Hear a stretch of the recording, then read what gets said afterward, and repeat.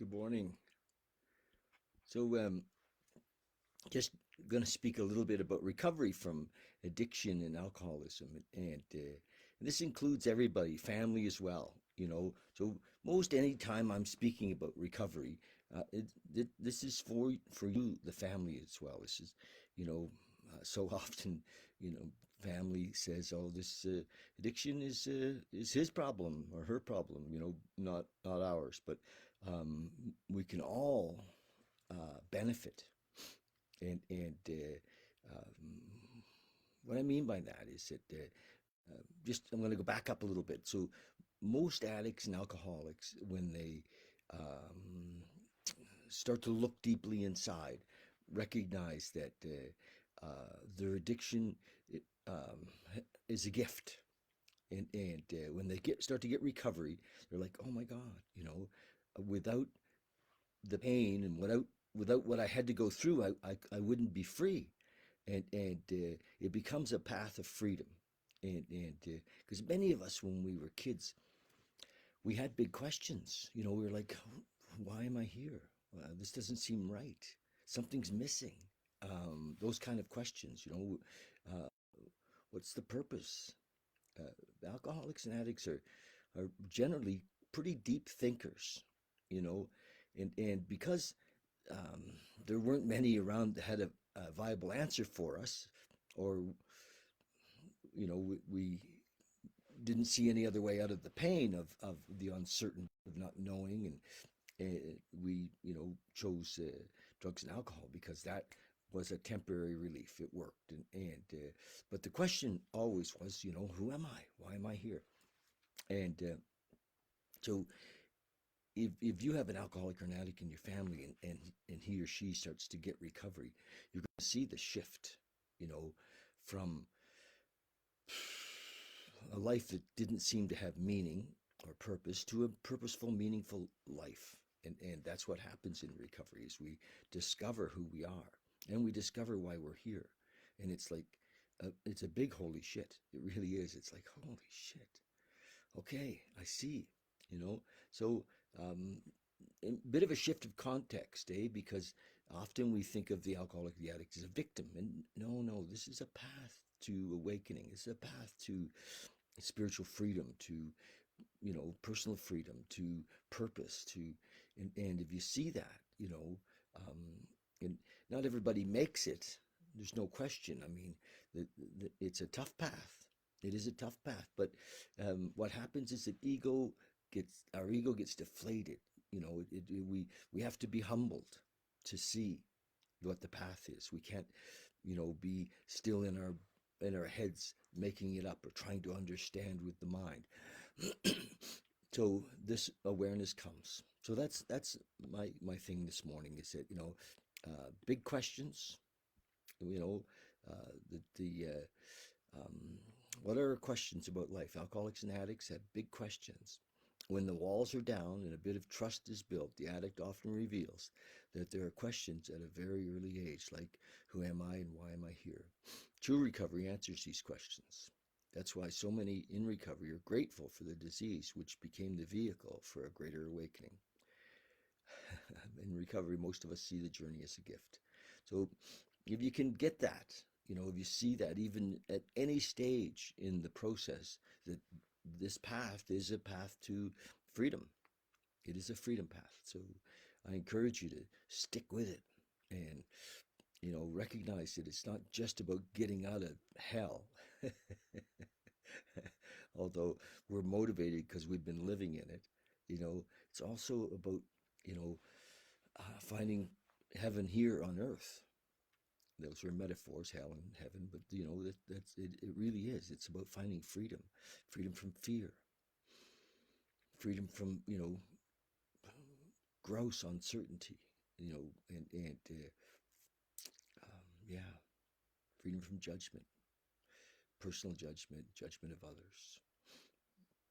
So I just wanted to mention that. And I think I really do, a shift happening. There's really a shift happening. People are awakening all around us.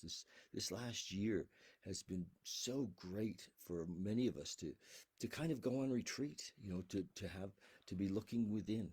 Hopefully you've used this last year when we've had, kind of a forced time of inwardness to have looked inside to and if you haven't, it's never too late. Just keep, recognize it. And even if you don't have some concept of a higher power in your life, if you don't have some, you've said you've dismissed the whole idea with because you got an idea in Sunday school about a relationship with God or a higher power, even if you don't feel there is such a thing, I encourage you to ask in quiet time, in meditation. Just ask, show me, guide me, strengthen me, show me.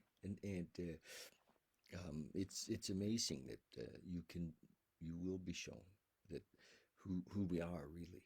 And so that's my message for today. If you're in recovery and you're still living in fear, a lot of fear. If you're not drinking, but you're living in fear and anger and shame and guilt, be patient. Do the daily practices.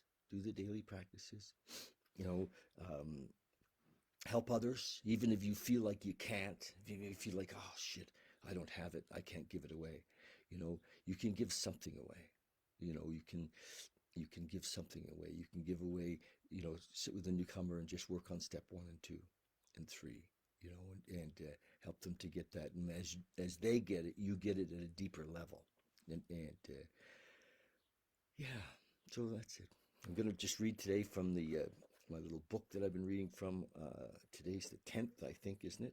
10th of March. And yes, March 4th, 5th, 6th, 7th, 8th, 9th, 10th. There we go. So we're going to read from this today, and then we're going to have a little short meditation. So remember, those questions are still there. If you're still like, well, who am I? Because we soon realize that if we're thinking at all, if we have any deep thoughts at all, that we're not, our job, and we're not our business. Those are things we do. We're not, identified with being somebody's husband or son or daughter or wife. Those are all things that we're experiencing in this trip through, but that's not who we are. And the question that we get to is, who are we? It's not all the stuff we have. It's not about where we live. We can have a hell of a great time here. We really can. And this can be a lot of fun. But recognize that we're just passing through. We're guests, right? Anyway. So, March the 10th, this little book was written in 1954 and by a beautiful gentleman, and some of it's really amazing. Sometimes I go, oh my gosh, that's, sometimes he really hits it. And so here we go. I never know. I never read these in advance, so I don't know what we're going to read this morning. Thought for the day. We also strengthen our faith by working with other alcoholics or addicts. Yes. And finding that we can do nothing ourselves to help them except to tell them our own story and how we found the way out. Yes. I'm just saying that. If the other person is helped, it's by the grace of God and not by what we do or say. And I agree with that. And remember that if God is love, we do have the ability, or maybe actually the ability to love others is grace as well. But if God is love, then when we help others, that's love in action. Love is an action word. So if the other person is helped, it is by the grace of God, not by what we do or say. Our own faith is strengthened when we see another alcoholic find sobriety by turning to God. And finally, we strengthen our faith by having quiet times every morning, which we're going to do in a minute.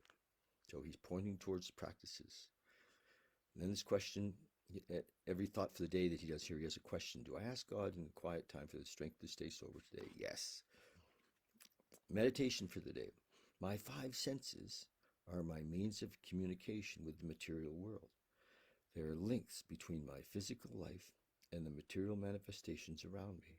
But I must sever all connection with the material world when I wish to hold communion with the Great Spirit of the universe.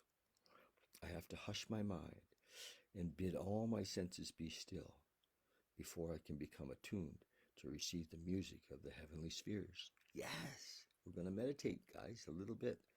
We're going to sit and do just exactly that. Connect with the heavenly spheres. Sound cool? Prayer for the day. I pray that I may get my spirit in tune with the spirit of the universe. I pray that through faith and communion with him, I may receive the strength I need. Yes. Beautiful. He wrote some nice stuff, this guy. He really did. Yeah, he does. He wrote some nice stuff. So just before we meditate, I want to say that, if anything I say upsets you, great.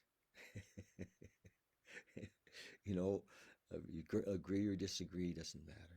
We're all just doing the best we can. And my hope is to have a message that touches, some of the folks that are suffering or that are in pain.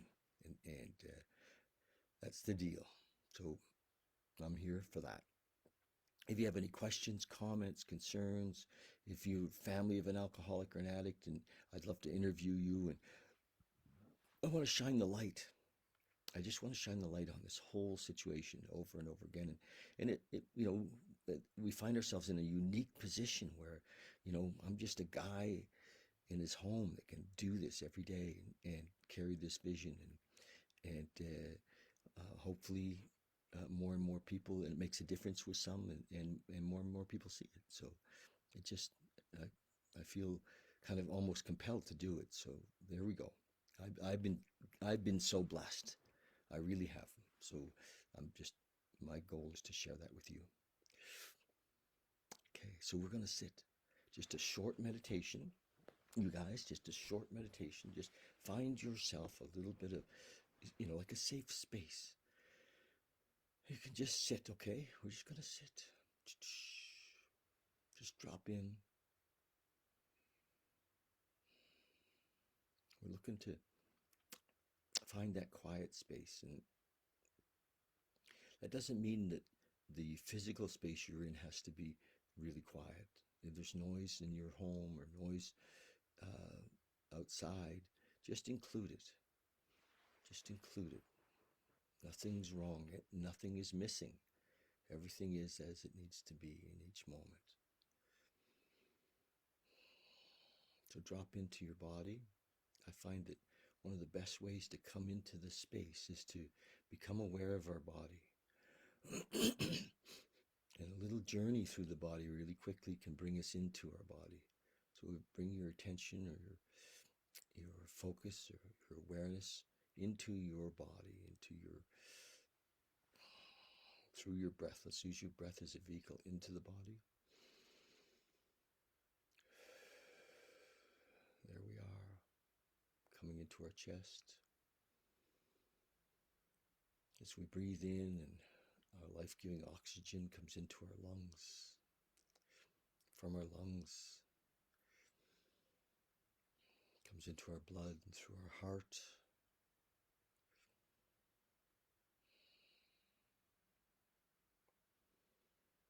And as the oxygen mixes in our blood, we can just feel it as it runs into our whole body, into our extremities, and into our legs and feet. Just feel the consciousness of our whole body.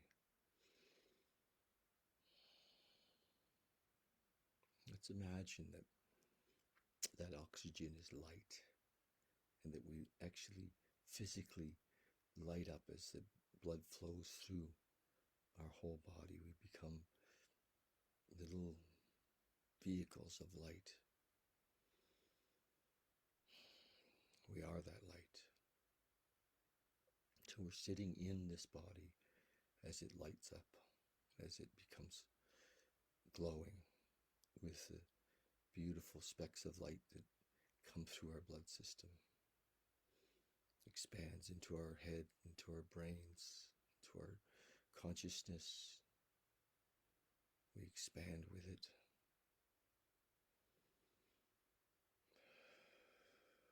Total freedom.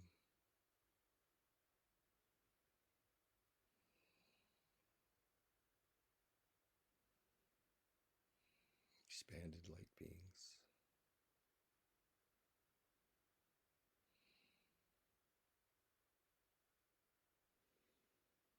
If thoughts come, just gently set them aside. Just be kind to your thoughts. Say, that's okay. I'll get back to you. And if we get caught by a thought, if we get on the thought train or the fear train, just breathe and come back to our breath.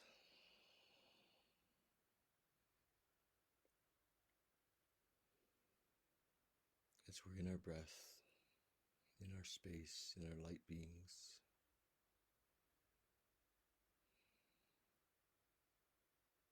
all thought disappears. We become one in this moment with all things, into the emptiness, into the nowness,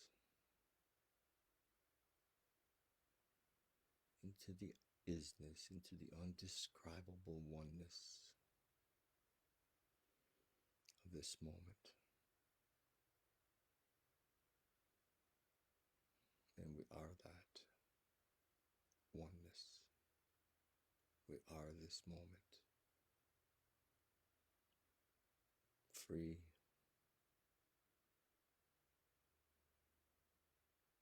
Without judgment, without fear, without anger, without story. All left behind.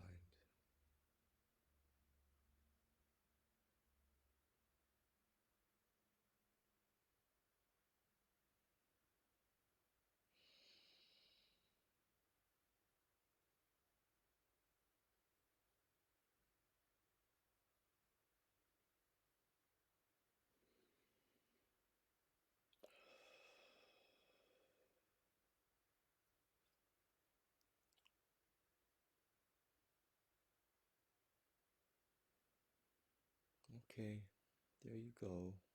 You can stay in this space. I'm going to leave, but you can stay. This is a daily practice. Even if it's only for 3 or 4 minutes, just drop into this space.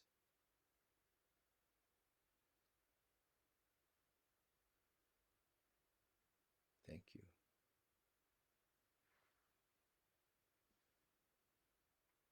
Love you.